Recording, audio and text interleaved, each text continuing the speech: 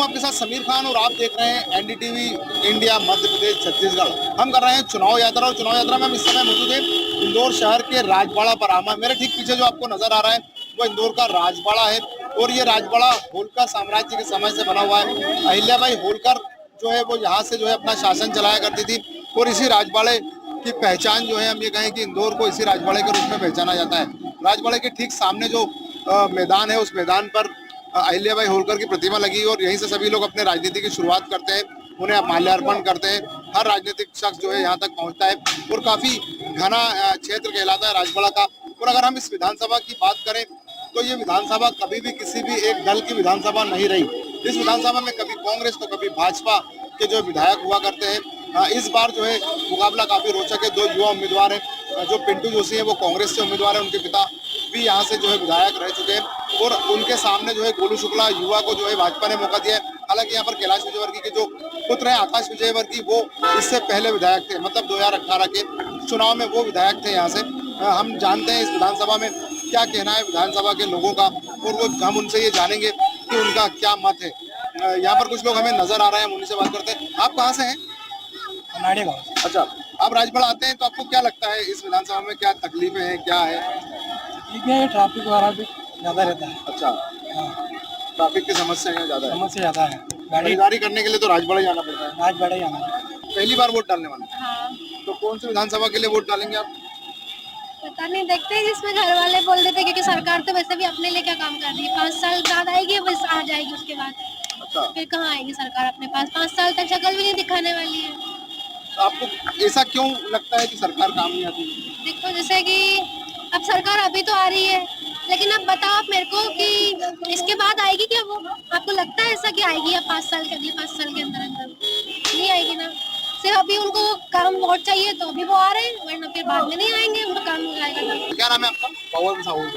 पवन जी, आप कैसा लगता है राजबाड़े पे आने के बाद यहाँ से जब रिक्शा संचालित करते हैं? 3 नंबर विधानसभा क्षेत्र का ये एक हिस्सा है। जी सर, यहाँ पे हम खड़े होते हैं तो बहुत कष्ट होता है, हमें दिक्कत परेशानी होती है। पुलिस वाले हमें भगा देते हैं यहाँ से। स्टैंड है हमारा, हमारे पास 7 गाड़ियों की परमिशन भी है, कलेक्टर द्वारा हमने करी थी, तो उसकी सुनवाई तो हुई है। लेकिन बट क्या है कि हमें भगा दिया जाता है यहाँ पे, कोई रोक नहीं लगाते हैं। बस तो अंदर आती है, बस से हमें कोई समस्या नहीं है, लेकिन हमारी ई रिक्शा थोड़ा लग जाए विधानसभा 3 से, यही हमारी गुजारिश है। अगर हमारे गोलू भैया जीतते हैं या चिंटू चौकसे जी जीतते हैं, पिंटू जोशी जी, तो हमें बस यही रिक्वेस्ट है उनसे कि हमारी बस एक ई रिक्शा का स्टैंड बना दिया जाए। पूर्व विधायक थे, उन्होंने रिक्शा का स्टैंड नहीं बनाया? उनने नहीं बनवाया सर, 2-3 बार उनसे गए भी, हम मिले भी, लेकिन वो मिलते ही नहीं था हमसे। अच्छा, हाँ, कुछ भी बहाना करके नकार देते थे। तो कितने नंबर देंगे अगर हम नंबर की बात करें? 10 में से कितने अपने पूर्व विधायक को? 4 नंबर भी नहीं दे सकता मैं तो। अच्छा, हाँ, क्यों बताइए क्या? हमारी सुनवाई नहीं हो रही सर, तो हम कैसे क्या बोले उनको, ये बताइए आप। अच्छा, ये आपका क्या नाम है? घराना आप? एक और ऑटो रिक्शा चालक, आप भी रिक्शा चलाते हो? विराट नाम है। विराट नाम है आपका। आपकी क्या मांग है? मतलब हम कहें तो रिक्शा चलाने में कोई प्रॉब्लम होती है या और कुछ समस्या? हमारी ये मांग है भैया कि हमारी यहाँ 7 गाड़ी का हमारे को बोल रखा है, तो हमारी उसके बाद भी गाड़ी नहीं लगती और अदरवाइज हमारी थोड़ी आगे पीछे गाड़ी हो जाती तो हमारा चालन कट जाता है यहाँ पर। अदरवाइज दूसरे गाड़ी लगाते हैं, उनके चक्कर में हमारे को ही परेशान होना पड़ता है। आपने विधायक को बताया था अपने ये समस्या? जी अभी नहीं बताया है, हमने बात करी थी, इनने भैया ने जो नाम बताया ना उनसे, तो हमें मिलते नहीं है। इसके अलावा और क्या समस्या आती है रोजगार को लेकर या रिक्शा को लेकर? मैजिक वाले चलाने में तो परेशान करते हैं। ये देखिए, हम बंगाली रूट पे आते तो हमें मैजिक वाले परेशान करते हैं, बोले आपका इधर का परमिट नहीं है, इसी बात है। आप क्या मांग करेंगे इसके अलावा और सरकार? सिटी परमिट मिल रहा है। सिटी परमिट हो जाना चाहिए हमारे। अच्छा, कब से चला रहे हैं आप रिक्शा? होगा 6-7 साल होगा चला रहे। 6-7 साल होगा चला। अच्छा, तो क्या समस्या आती है? इसके पहले ये रिक्शा ही थी या कौन थी? भाई यही वाली रिक्शा थी, यही चलाते रहते हैं। अभी ये ऑटो वाले भी परेशान करते रहते हैं, पुलिस वाले भी परेशान करते हैं, यहाँ पर गाड़ी कर देते हैं। और भी रिक्शा चालक हैं, आप भी रिक्शा चलाते हैं क्या? क्या समस्या है? रिक्शा के अलावा भी कोई समस्या है आपके पास? नहीं, और कुछ भी समस्या था। फिर आपको रिक्शा स्टैंड की बात? हमारी रिक्शा स्टैंड की मांग। आपका क्या नाम है? प्रेम कश्यप। प्रेम जी, आप क्या कहेंगे? किस बारे में? क्या इस बार चुनाव है विधानसभा का, इस चुनाव में आप अपने नेताजी से क्या उम्मीद लेकर आए? नेताजी से सर उम्मीद से ये है कि यहाँ पर पहले तो जो रिक्शा चालकों को जैसे आने खड़े रहने दिया जाए, भरने के लिए नो व्हीकल जोन में जैसे बसें आती हैं, इतनी बसें खड़ी रहती हैं। अब ये बसों से ट्रैफिक ज़्यादा होता है। हम लोग को छोटी गाड़ियाँ जो जर्नल एक बाइक जितनी जगह निकल जाती है उतनी जगह हमारी गाड़ियां कहीं पर भी निकल जाती है, आ जाती है। तो हम लोग ये चाहते हैं कि अगर जैसे सिटी बस को कंपलसरी यहाँ पे एक जगह दे दी गई तो हमें भी कम से कम 20-22 गाड़ियां लगाने के लिए कंपलसरी 2 पट्टी बना के दे दी जाए, जिसमें हम लोग खड़े रह सके आराम से।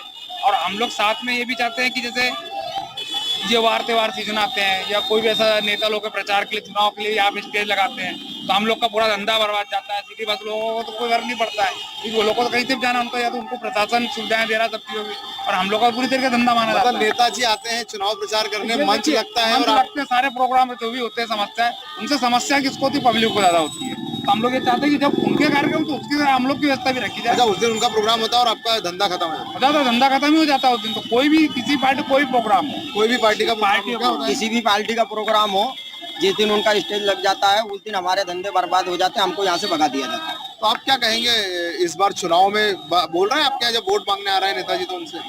तो अभी तो आए नहीं है, जब आएंगे तो हम बोलेंगे, इस चीज के लिए जरूर प्रश्न उठाएंगे कि हमको यहाँ पे जगह दी जाए। कम से कम 7-8 गाड़ी की दे रहे हैं, कम से कम 30 गाड़ी की अनुमति तो होना चाहिए यहाँ पे। तो इस बार क्या है इलेक्शन को लेकर, अगर आप आपके विधायक की बात करें तो क्या काम हुए नहीं हुए? पिछली बार बीजेपी को जिताया था, बट बीजेपी में काम नहीं हुए हैं और यहाँ पर बहुत धंधेबाज और ये सब चीजें हुई हैं, इसलिए नहीं। पूर्व में बीजेपी जीती थी पर काम नहीं करा था, तो इस बार कांग्रेस को जिताने की है। तो कितना नंबर देंगे आपके पुराने विधायक को आप?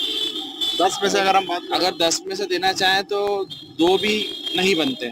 वजह क्या रही? क्या विधायक संपर्क में नहीं थे आपके? नहीं, कोई संपर्क में नहीं थे और ना उन्होंने काम करा और ना कभी वो एक्टिव रहे हैं बहुत। आपका क्या नाम है? आशीष राय। आशीष भी, आप कहाँ रहते हैं? यही प्रिंस यशवंत रोड पर। यशवंत रोड पे रहते हैं। आप भी विधानसभा क्षेत्र जी 3 से। आप क्या कहेंगे अपने क्षेत्र के विकास को लेकर? कांग्रेस के सपोर्ट करेंगे। वजह क्या है? कांग्रेस क्या है कि पूर्व में जो भी मौका दिया गया भाजपा को, है ना, उस पर खरे नहीं उतरी है। और कांग्रेस में क्या है कि युवा को मौका दिया गया है, इसलिए हम युवा कांग्रेस को सपोर्ट करेंगे।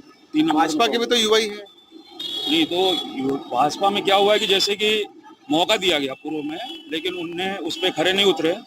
उनको मौका मिला लेकिन वो काम नहीं कर पाए। कितने नंबर देंगे आप उनको 10 में से? अगर 2 से 3 भी बहुत हो जाएगा। क्या विधायक संपर्क में नहीं थे क्या आप? नहीं, काम ही नहीं करा। आपका क्या नाम है? क्या कहेंगे जावेद भाई, आप इसी क्षेत्र में व्यापार करते हैं? जी। क्या है समस्या है आपके क्षेत्र की?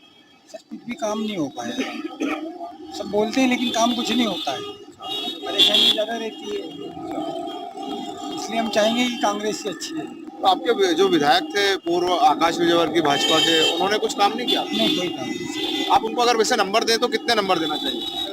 हमारे हिसाब से तो बिल्कुल नहीं देना चाहेंगे, क्योंकि वही नहीं है तो क्या लेंगे। अच्छा, एक और हमें जो नजर आ रहे हैं हमारे पास जो है सर्वधर्म सभा के अध्यक्ष मंजूर बेग साहब, हम उनसे बात करते हैं। हालांकि एक समय वो कांग्रेस में भी हुआ करते थे, अभी वैसे सर्वधर्म सभा में। क्या कहेंगे मंजूर भाई, आप इस चुनाव को लेकर क्या? देखो, पूरे प्रदेश में जिस पार्टी ने काम किया है, मतदाता बहुत समझदार है, पढ़ा लिखा है, युवा छात्र हैं, युवा छात्रा हैं, पढ़े लिखे लोग इसमें इस बार बड़े लेवल पे बड़े हिस्सेदार बनेंगे। इस टाइम में जिसने काम किया है वही इस बार विजय होगा और अच्छे वोटों से जो भी जीतेगा अच्छे वोटों से जीतेगा। जिसने काम किया उसको जनता पहचानती है, जानती है किसने काम किया किसने नहीं किया। बिल्कुल, जिस तरह से इन्होंने भी कहा है कि काम के आधार पर ही इस बार जो है फैसला होगा। हालांकि ज़्यादातर लोगों की राय तो जो है समस्याएं बता रहे हैं, वो अपने विधायक से खासे जो है नाराज भी नजर आ रहे हैं। हालांकि जो कुछ लोगों का ये भी कहना है कि विधायक ने जो है विकास तो किए हैं इस क्षेत्र में। हालांकि 17 तारीख, जो 17 चुनाव की तारीख है, उस तारीख के बाद ही ये तय हो पाएगा कि आखिर इस विधानसभा का विधायक कौन बनता है। एनडीटीवी इंडिया मध्य प्रदेश की चुनाव यात्रा विधानसभा क्षेत्र क्रमांक इंदौर से मैं समीर खान। हम आगे भी आपको बताते रहेंगे अन्य विधानसभाओं का हाल।